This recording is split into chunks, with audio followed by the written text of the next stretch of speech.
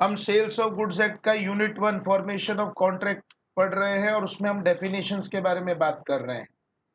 कुछ डेफिनेशंस हम देख चुके हैं, कुछ डेफिनेशंस अभी भी बाकी है। तो आगे के डेफिनेशंस के बारे में हम बात करते हैं। तो देखो, जो नेक्स्ट डेफिनेशन हमको पढ़ना है that is document of title. अब डॉक्यूमेंट ऑफ टाइटल मतलब ऐसा डॉक्यूमेंट जिसके पास वो डॉक्यूमेंट रहेगा उसको गुड्स के ऊपर अथॉरिटी है ये माना जाएगा। The person holding document of title shall be considered as the person who has authority for the goods। मतलब वो गुड्स पजेस कर सकता है, गुड्स किसी को भी ट्रांसफर कर सकता है। और डॉक्यूमेंट ऑफ टाइटल मतलब ऐसा डॉक्यूमेंट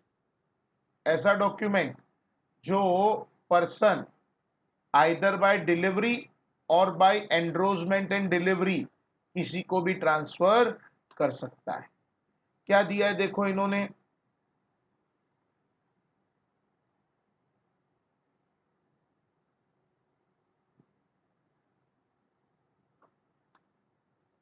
डॉक्यूमेंट ऑफ टाइटल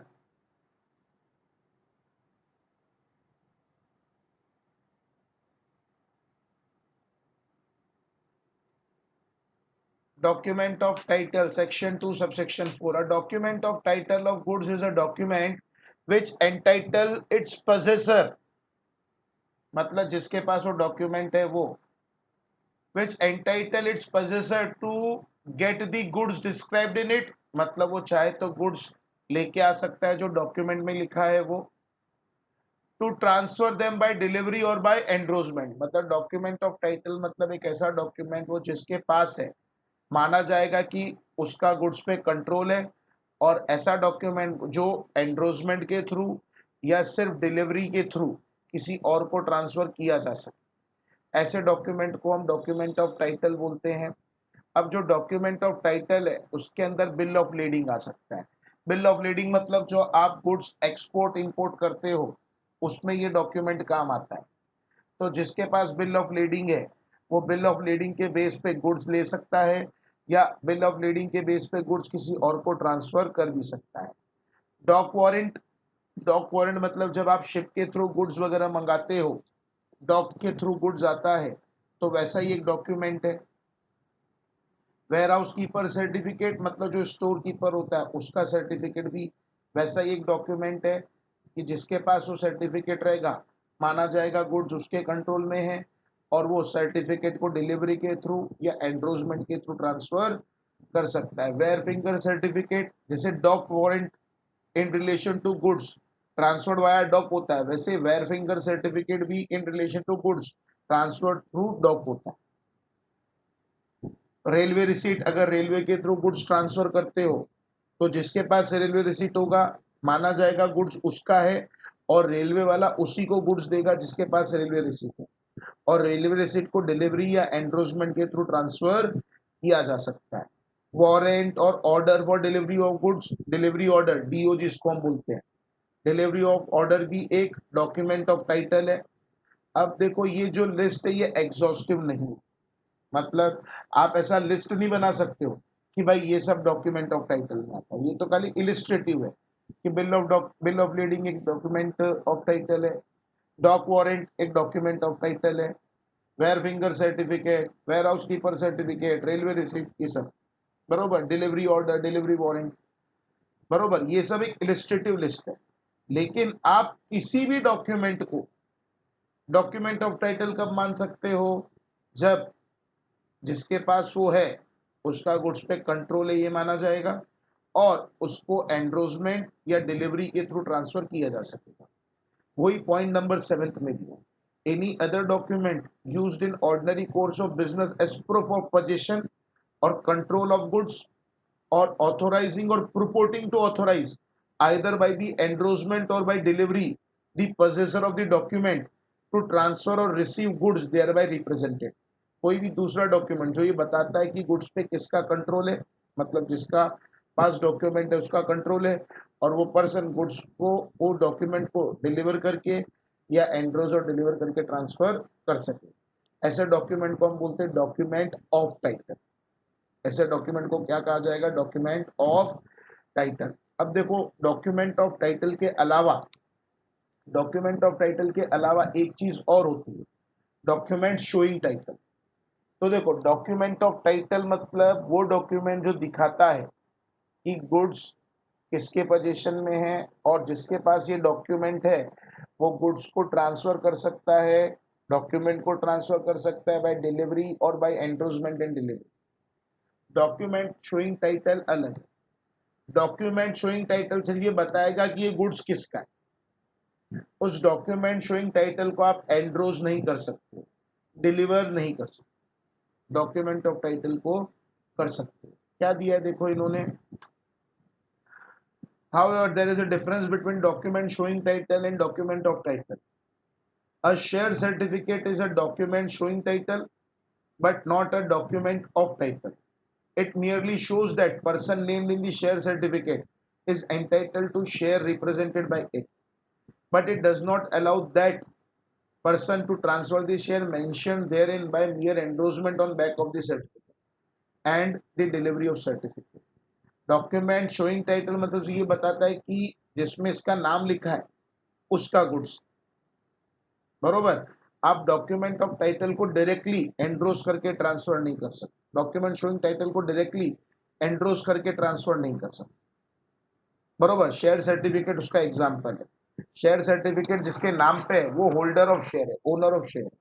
अगर उसको शेयर ट्रांसफर करना है तो डायरेक्टली सर्टिफिकेट देके ट्रांसफर नहीं कर सकता, उसको प्रॉपर ट्रांसफर डीड बनानी पड़ेगी, कंपनी में सबमिट करनी पड़ेगी और कंपनी चेंजेस करके देगा तो वो ट्रांसफर होगा, वरना नहीं होगा।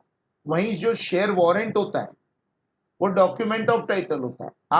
आपके पास शेयर वारंट है, मतलब आपके पास पर्टिकुलर शेयर्स है, अगर आप किसी को ट्रांसफर करना चाहते हो तो आप वारंट का डिलीवरी कर दो, बात खत्म। वैसे ही गुड्स के रिलेशन में डॉक्यूमेंट शोइंग टाइटल मतलब शोइंग की भाई किसका गुड्स है, ट्रांसफर नहीं कर सकते, अलग से डॉक्यूमेंट बनाना पड़ेगा ट्रांसफर के लिए। डॉक्यूमेंट ऑफ टाइटल मतलब ये बताता है किसका गुड्स है और उसको आप ट्रांसफर भी कर सकते हो। फिर नेक्स्ट दिया है मर्केंटाइल एजेंट। मर्केंटाइल एजेंट कौन होता है? Mercantile agent means mercantile agent having in the customary course of business as such agent authority either to sell goods or consign goods for the purpose of sale or buy goods or to raise money on security of goods। आप किसको बोल सकते हो कि वो mercantile agent है या agent है? वो पर्सन जिसको गुड्स बेचना, गुड्स कंसाइन करना, गुड्स खरीदना या गुड्स को सिक्योरिटी देके गिरवी रख के पैसा रेस करना अलाउड होता है, बरोबर। उस पर्सन को हम एजेंट बोलते हैं। और ये देखो हर जगह पे और है, मतलब ऐसा नहीं कि चारों कंडीशन सेटिस्फाई होनी चाहिए, कोई भी एक हुआ तो भी आप उसको एजेंट बोल सकते हैं। आपने किसी को बेचने के लिए अपना एजेंट रखा है, आपने किसी को खरीदने के लिए अपना एजेंट रखा है, आपने किसी को खाली पैसा उधार लेने के लिए अपना एजेंट रखा है, बरोबर। Example of such kind of agent are auctioneer. Auctioneer is a agent क्योंकि वो किसी का गुड्स ऑक्शन करता है, खुद का नहीं। फैक्टर, ब्रोकर, ये सब एजेंट के ही एग्जाम्पल। फैक्टर मतलब ब्रोकर का ही दूसरा टर्म होता है। फिर आता है प्रॉपर्टी। जैसा कि मैं ऑलरेडी बोल चुका हूं, प्रॉपर्टी मतलब ओनरशिप। प्रॉपर्टी मतलब ownership. Property here means ownership और general ownership.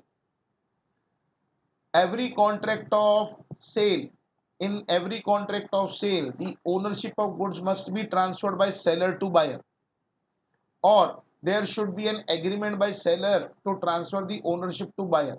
It means the general property right of ownership in goods and not special property. जब हम प्रॉपर्टी की बात करते हैं तो हम हमेशा ओनरशिप या जनरल प्रॉपर्टी की बात करते हैं, स्पेशल प्रॉपर्टी की बात नहीं करते।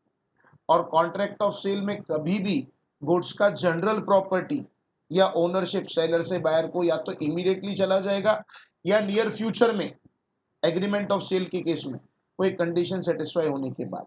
और by property we mean only general property and not special property. अब ये स्पेशल प्रॉपर्टी क्या होता है वो आगे दिया है। The property in the goods means the general property, that is all ownership right of goods. Note that the general property in goods is to be distinguished from special property. It is quite possible that general property in things may be with one person and a special property in the same thing may be with another. ऐसा possible है कि goods का general property किसी और के पास हो, special property किसी और के पास हो. For example, when article is pledged यानी कि गिरवी रखना, the general property in a things में be transferred subject to the special property containing to remain with the another person, that is the pledgee who has the right to retain the goods pledged till payment of stipulated due. pledge या गिरवी रखना मतलब क्या होता है, समझो मुझे पैसे की जरूरत है, तो मैं शैलेश के पास गया, शैलेश को बोला मुझे 5,000 रुपया उधार दे. शैलेश बोला क्या गिरवी रखो, मैंने कहा मोबाइल गिरवी रख देता हूँ, बरोबर. तो मैंने क्या किया, मेरा मोबाइल शैलेश के पास गिरवी रखा 5,000 के लिए. तो यहाँ पे बेचा नहीं है, गिरवी रखा है, तो गुड्स का जनरल प्रॉपर्टी तो मेरे पास ही है, बरोबर. एज सच ओनर में ही हूं, लेकिन गुड्स का स्पेशल प्रॉपर्टी किसके पास है, शैलेश के पास.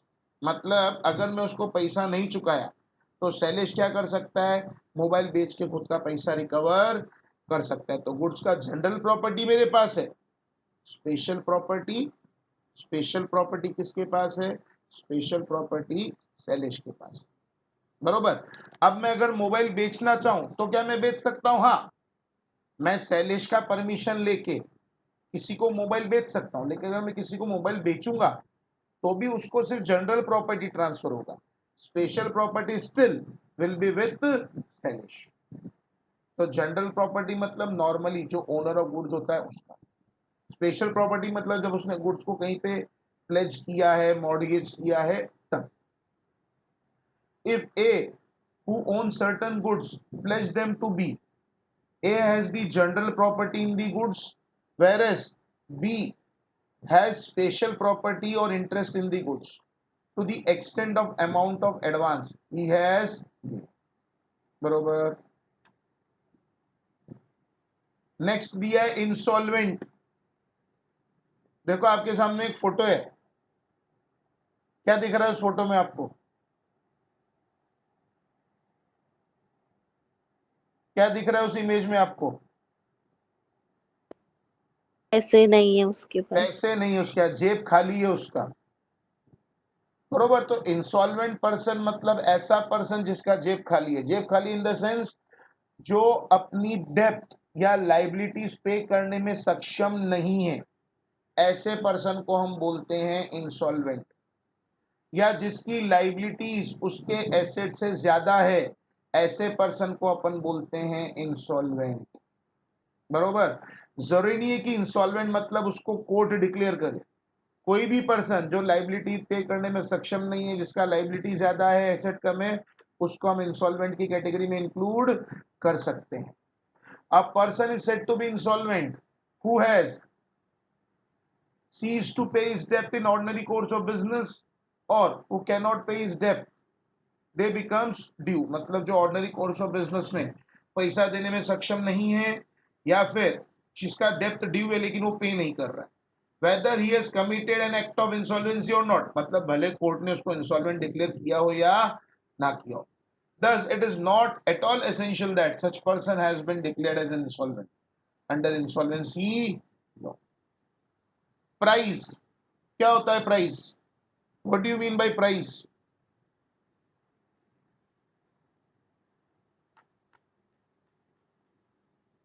बोलो भाई. प्राइस,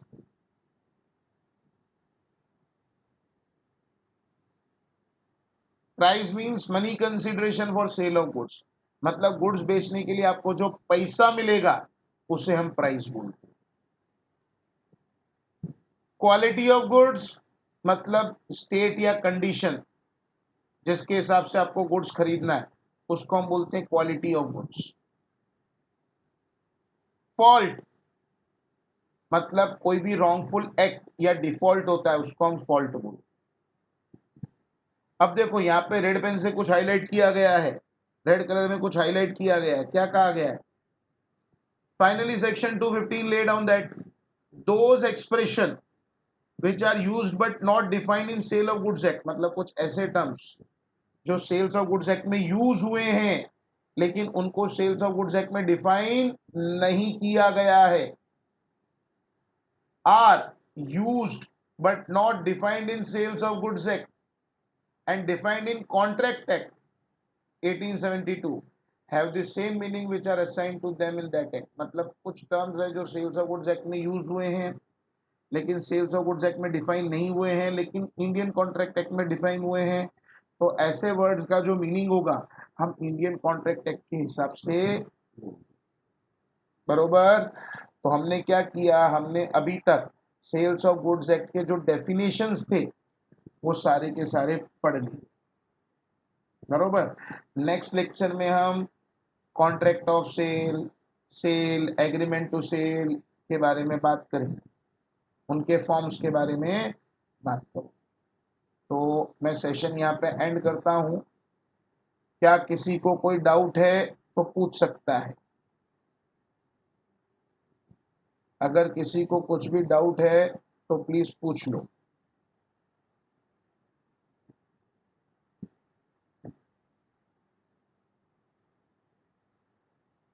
किसी को डाउट नहीं है? Antima, no sir. Harsh, sir. Ritu, sir. Rohan, no sir. Sairaj, no sir. Mahesh, no sir. Tanushka तो शायद आज नहीं है लेक्चर में, बाकी सिद्धि ने बोल दिया, वैष्णव ने बोल दिया। ठीक है, तो मैं अपना सेशन इधर एंड करता हूँ। नेक्स्ट सेशन में आओगे तो इतना सब पढ़ के आओगे, डेफिनेशंस का पार्ट पढ़ के आओगे, बरोबर। मैं डिटेल आपको दे दूंगा आज, और नेक्स्ट सेशन में अपन डेफिनेशन का क्वेश्चन राउंड भी रखने वाले हैं, ध्यान में रखो। ठीक है, तो मैं सेशन एंड करता हूँ। Bye bye.